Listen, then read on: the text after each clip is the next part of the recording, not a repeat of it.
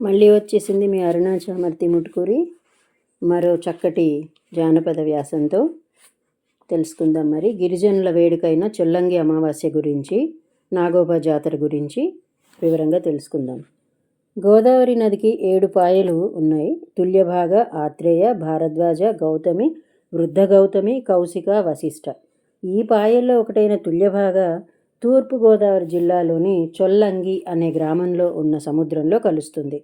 అమావాస్య రేయిన చొల్లంగి గ్రామంలో అనేకులు సముద్ర స్నానానికి వస్తారు.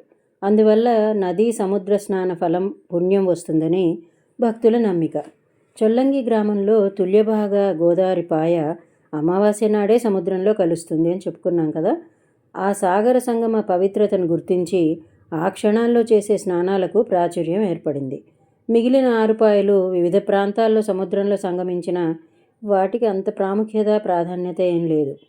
చొల్లంగిలో 100 ఏళ్ల పురాతన ఆలయం బాలా త్రిపుర సుందరి సమేత సంగమేశ్వర స్వామి ఆలయం ఉంది.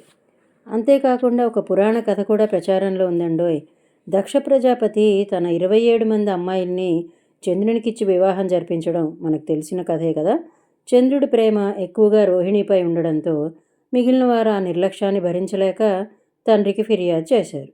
దక్షుడు చంద్రుని తీరు పట్ల ఆగ్రహం వ్యక్తం చేస్తూ మందలిస్తాడు. అయినా చంద్రుడిలో మార్పు రాకపోవడంతో చంద్రుణ్ణి కుష్ఠవ్యాధిగ్రస్తుడిగా అవ్వమని శపిస్తాడు. శాప కారణంగా చంద్రుడు అందాన్ని కోల్పోయి వ్యాధిగ్రస్తుడు అవుతాడు. అప్పుడు చంద్రుడు శివుని పూజించిన కారణంగా శాపాన్ని కొంతవరకే పరిహరిస్తానని మాసంలో సగం పూర్ణంగా సగం క్షీణదశలో ఉండేలా అనుగ్రహిస్తాడు. అంటే నెలలో పౌర్ణమి అమావాస్య 15 రోజులు ఉండడానికి కారణం ఇదన్నమాట. శివుడు చంద్రుని అనుగ్రహించేది అమావాస్య కావడంతో ఈ అమావాస్యకి ఇంతటి ప్రాధాన్యత ఏర్పడింది. సంతానం కలగని దంపతులు సప్తసాగర యాత్ర చేస్తే సంతాన భాగ్యం కలుగుతుందని చాలామంది భక్తులు నమ్ముతారు కదా. దంపతులు భార్య చీర కొంగుని భర్త పైపంచ అంచుకి ముడేసి ఈ సప్తపాయలు సాగర సంగమం జరిగే చోట పుణ్యస్నానాలు ఆచరిస్తే అనుకున్నది నెరవేరుతుందని విశ్వసిస్తారు. నదీ సాగర సంగమ స్థానంలో ఉండే ఈశ్వరుడు సంగమేశ్వరుడుగా పిలువబడుతున్నాడు.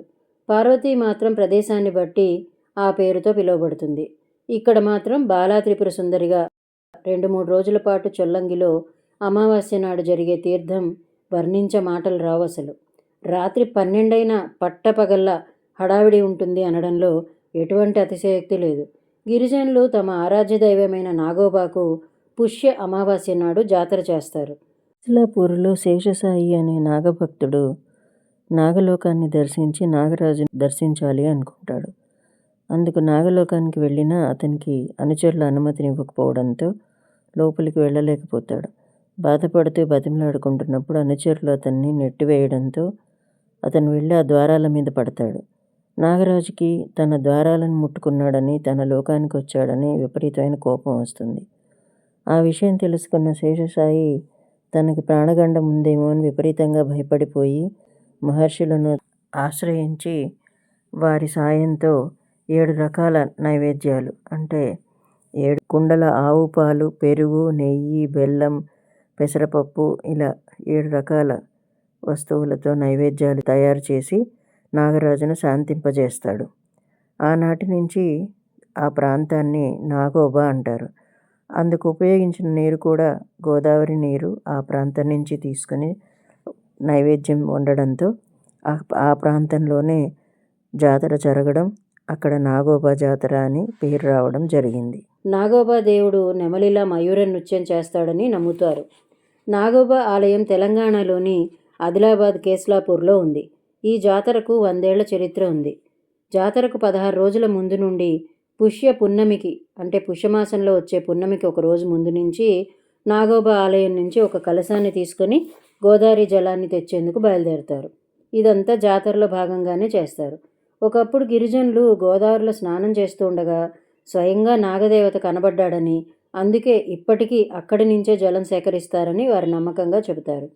ఆ కలశాన్ని దగ్గరలోనే పూసినగూడ ప్రాంతానికి కానీ ప్రధాన పూజారి గ్రామానికి కానీ వచ్చి ఒకరోజు ఉంచుతారు. కలశాన్ని తీసి ఇంద్రాదేవిని ఆరాధించి కేస్లాపూర్కి తిరిగి వస్తారు. అక్కడ నాగోబా ఆలయానికి దగ్గరలోని మర్రి చెట్టు కింద 4 రాత్రుల పాటు పాకలో సామూహిక పూజలు జరిపి ఆలయం దాకా సంబరాలతో ఊరేగింపు జరిపి మర్రి చెట్టుపై కలశాన్ని దాస్తారు. జాతర సమయం పుష్య అమావాస గడియల్లో కలశాన్ని పెట్టిన మర్రి చెట్టు కింద పుట్టమట్టి అలికి అర్ధరాత్రి అమావాస్య నాడు కలశ జలంతో అభిషేకం చేస్తారు. ఈ తంతులో వీరి అమాయకత్వం, నిష్కలత్వం కొట్టొచ్చినట్లుగా కనిపిస్తుంది. ఈ జాతరకు ఏ మూలనున్న మెస్రి అంటే గోండులులో ఒక రకం మెస్రి వంశస్థులైన వారు తప్పక వచ్చి పూజిస్తారు. వీరి భక్తి విశ్వాసాలకి ఇదొక నిదర్శనం.